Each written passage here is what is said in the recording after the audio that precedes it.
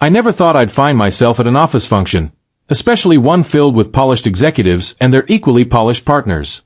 Yet there I was, standing in the middle of a sleek, softly lit banquet hall, clutching a flute of champagne I hadn't even taken a sip from. My husband, Daniel, had been preparing for this night for weeks. He wasn't one to obsess over his job, but this promotion was different. It was the kind of step up that could shift the entire trajectory of his career. When he casually mentioned that his boss, Richard Coleman, wanted spouses to attend, I knew I had to make an impression. I spent hours agonizing over what to wear, trying on dress after dress until I finally settled on a fitted black one that felt elegant without being overdone. When Daniel saw me in it, he smiled, a rare occurrence these days, and murmured, "You look perfect." It was one of the few compliments I'd received from him lately, and the warmth of his words lingered with me as we arrived at the event. The night started predictably enough. Daniel introduced me to a string of his colleagues, and I played the role of the supportive wife, smiling, nodding, and laughing at the appropriate moments. Everything felt rehearsed, almost mechanical, as though we were all following some unwritten script. Then Richard Coleman himself entered the room, and the atmosphere seemed to shift. He was taller than I had imagined, with a commanding presence that made the room feel smaller. His salt and pepper hair was impeccably styled, and his tailored suit fit him like a second skin. Daniel stiffened slightly as Richard approached, a nervous smile flickering across his face. "Ah, Daniel," Richard said, his voice smooth and deliberate. "And you must be Olivia." I extended my hand, but instead of shaking it, Richard took it lightly, his touch warm and firm. "It's a pleasure to meet you," he said, his eyes locking onto mine. His gaze was so intent that my breath hitched involuntarily. "The pleasure's mine," I managed to reply, my voice steady despite the sudden quickening of my pulse. For the next hour, Richard moved effortlessly around the room, charming everyone in his orbit. Yet, every so often, I caught his gaze lingering on me. At first, I thought I was imagining it. After all, why would a man like him notice me? But the looks were unmistakable, brief, measured, and just long enough to make me question my composure. By the time dinner was served, I felt like I was walking on a tightrope. Daniel was engrossed in a conversation about quarterly reports, his attention focused entirely on impressing the company's higher-ups. I sat beside him, nodding along absent-mindedly, when I felt a presence behind me. "Olivia," Richard's voice came softly, almost too close. "May I borrow you for a moment?" Daniel glanced up, startled, but Richard's request left little room for refusal. I stood, smoothing the hem of my dress, and followed him to a quieter corner of the room. "I hope I'm not interrupting," he said, though his tone suggested he didn't particularly care if he was. "Not at all," I replied, my voice catching slightly. "I just wanted to say how impressed I am with your husband's work," he continued, his eyes fixed on mine. "And how fortunate he is to have someone like you supporting him." The compliment caught me off guard. I murmured a polite thank you, but I couldn't ignore the way his gaze lingered. "You must have a way of keeping him grounded," Richard added, leaning slightly closer. His cologne, a subtle mix of cedarwood and something warm I couldn't place, filled the space between us. "Daniel works hard," I said, trying to steer the conversation back to safer territory.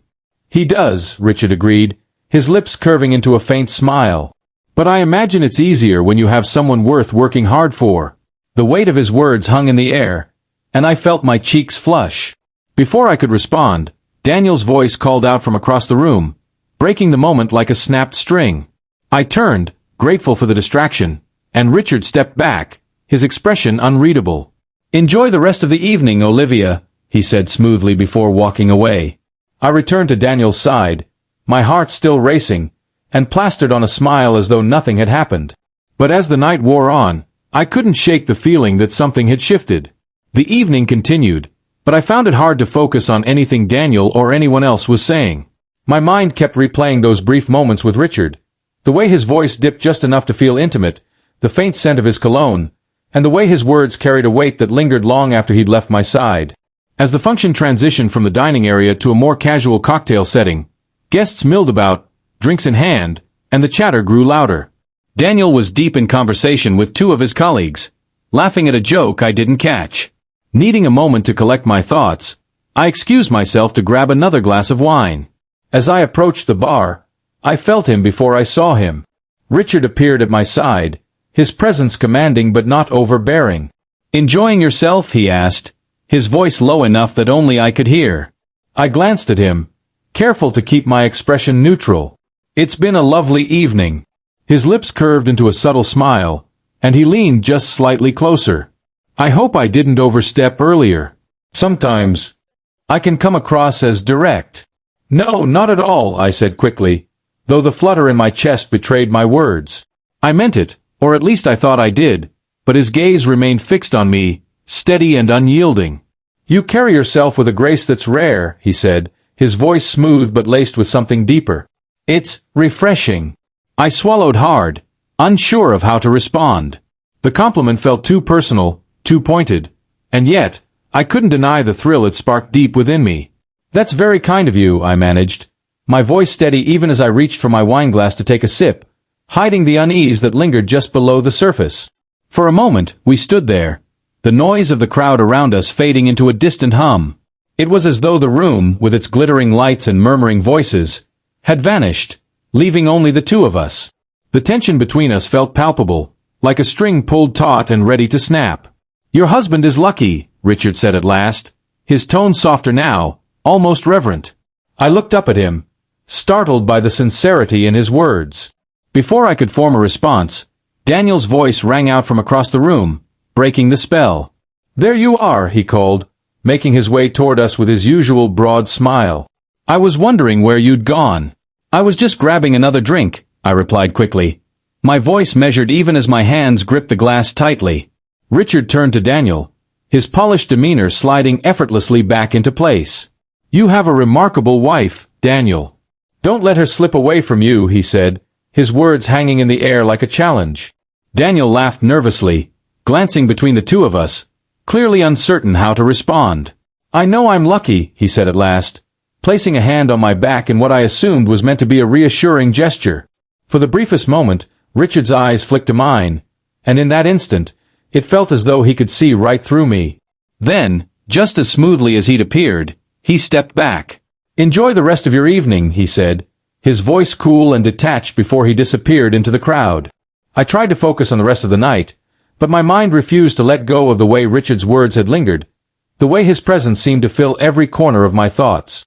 Daniel, engrossed in the lively conversations and excitement around us, didn't seem to notice my distraction. But I couldn't ignore the racing of my heart whenever I caught sight of Richard across the room, or the way his voice seemed to echo in my mind long after he'd gone. As the evening began to wind down, I found myself slipping away from the crowd, drawn to the quiet sanctuary of the terrace. The cool night air was a welcome relief from the stifling heat inside, and I leaned against the railing, staring out at the city lights spread before me like a glittering tapestry. I didn't hear him approach, but somehow, I knew he was there before he even spoke. "Taking a moment for yourself?" Richard's voice was quieter now, almost gentle. I turned, and there he was, standing just a few feet away with his hands tucked casually into his pockets. "It's a beautiful night," I said, my voice steadier than I felt. I avoided his gaze, unsure of what might happen if I looked too closely. "It is," he agreed, stepping closer. "Though I imagine it's difficult to enjoy it with everything on your mind." I glanced at him, startled. "What do you mean?" He shrugged, his eyes never leaving mine. "You seem distracted, like you're carrying the weight of something unspoken." A soft laugh escaped me, and I shook my head. "You're quite perceptive, aren't you?" "It's part of the job," he said lightly, though his expression remained serious. "But it's more than that. You strike me as someone who feels deeply but doesn't always say what they're feeling." His words hit far too close to home, and I turned away, focusing instead on the city skyline that glittered in the distance. "Sometimes it's easier that way," I said quietly. "Easier maybe," he replied, his voice softer now as he stepped even closer. "But not always better." The silence between us grew heavier, charged with an unspoken tension that was impossible to ignore.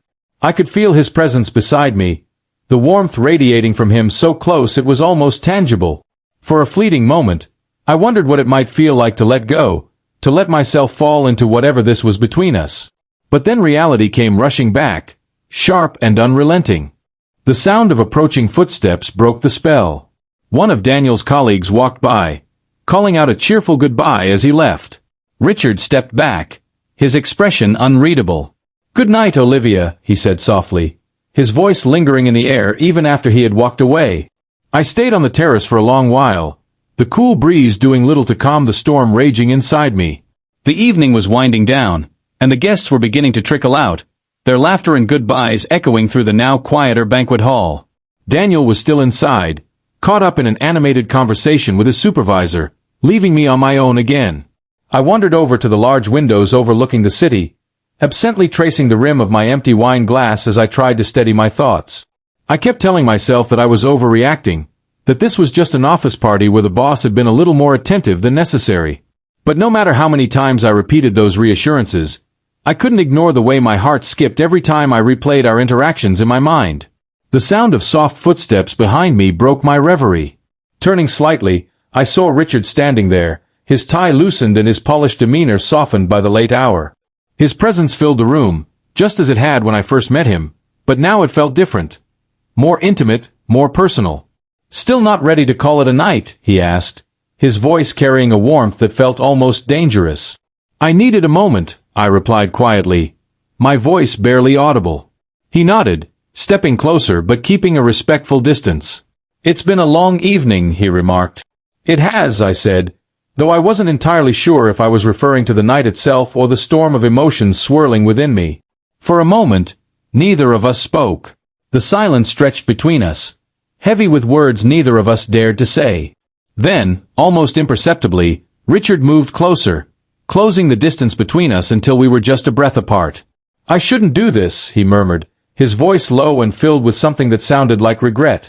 I turned to face him fully, my pulse quickening. "Then don't," I whispered, though my voice betrayed the conflict raging inside me. His eyes locked onto mine, and for the first time that night, I felt completely exposed. The weight of his gaze was almost unbearable, yet I couldn't look away. "You're extraordinary, Olivia," he said finally, his voice barely above a whisper. "More than you know." The words hit me like a punch to the chest. I didn't know how to respond, so I said nothing. Instead, I stood there, caught in the gravitational pull of a moment I knew I shouldn't be in. His hand reached up as if to touch my face, but he stopped himself just short, his fingers hovering inches from my skin. I could feel the warmth radiating from him, the unspoken promise of something that could unravel everything. "Richard," I whispered, my voice trembling. And just like that, the spell broke. He stepped back, his hand falling to his side as he exhaled a shaky breath. "I'm sorry," he said, his voice thick with emotion. "I shouldn't have." I shook my head, cutting him off. We stood there for a moment longer, the weight of what had almost happened settling over us like a heavy fog. Then, without another word, Richard turned and walked away, leaving me standing by the window, my heart pounding and my thoughts racing. When I finally rejoined Daniel, he was his usual self, completely oblivious and beaming with excitement over the connections he had made that night. Wrapping an arm around me, he kissed my temple in a rare display of affection. "Thank you for coming tonight," he said warmly. "It means a lot to me." I smiled, leaning into him and letting his familiar presence ground me. But as we walked out of the banquet hall together, I couldn't shake the memory of Richard's words or the ghost of what had almost transpired. Some lines shouldn't be crossed, I reminded myself. Yet, even as I said it, I knew I'd carry the weight of that night with me, tucked away in the quiet corners of my mind.